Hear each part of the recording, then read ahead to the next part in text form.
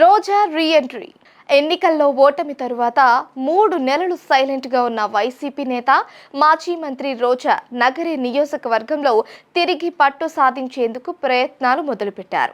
గత కొన్నేళ్లుగా రోజా నగరిని వీడినట్లేనని, ఆమె తమిళ రాజకీయాల్లో ఎంట్రీ ఇవ్వనున్నారని ముమ్మరంగా ప్రచారం జరిగింది. అయితే పార్టీలోని రోజా వ్యతిరేకులే ఈ ప్రచారం చేస్తున్నారని తేలింది. ఎన్నికల్లో ఓటమి తరువాత వైసీపీ అధినేత జగన్తో భేటీ అయిన రోజా నియోజకవర్గంలో తనకు వ్యతిరేకంగా పనిచేస్తున్న మాజీ ఈడిగ కార్పొరేషన్ చైర్మన్, మాజీ మున్సిపల్ చైర్మన్ కేజే శాంతి దంపతులను పార్టీ నుంచి సస్పెండ్ చేయించారు. నగరి వైసీపీ ఇన్ఛార్జి రోజా బాధ్యతలు స్వీకరించాక ఆమెకు అండగా నిలిచింది కేజే శాంతి దంపతులే.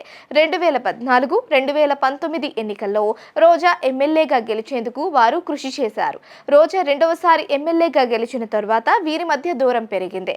టీడీపీ నుండి పార్టీలో చేరిన వారికి ప్రాధాన్యం ఇస్తున్నారు అన్నది శాంతి దంపతుల ఆరోపణ. రోజా శాంతి దంపతుల మధ్య సయోధ్య కుదిర్చేందుకు జగన్ ఎన్ని ప్రయత్నాలు చేసినా అవి బెడిసి కొట్టాయి. చివరకు రోజా ఓటమి పాలైంది. నగరి వైసీపీలో రోజాకు వ్యతిరేకంగా ఉన్న గ్రూపులన్నీ ఎన్నికల ముందే టీడీపీలో చేరిపోయాయి. శాంతి దంపతులు పార్టీలో ఉండి రోజా ఓటమికి పనిచేశారు. రోజా నగరిని వీడితే పార్టీ ఇన్ఛార్జి పదవులు తమకు వస్తాయి అన్నది ఈ దంపతుల ఆలోచన. ఈ నేపథ్యంలో వీరి ప్రచారాన్ని గమనిస్తూ వచ్చిన రోజా జగన్తో భేటీ సమయంలో అక్కడి పరిస్థితిని వివరించి వెంటనే సస్పెన్షన్ వేటు వేయించింది.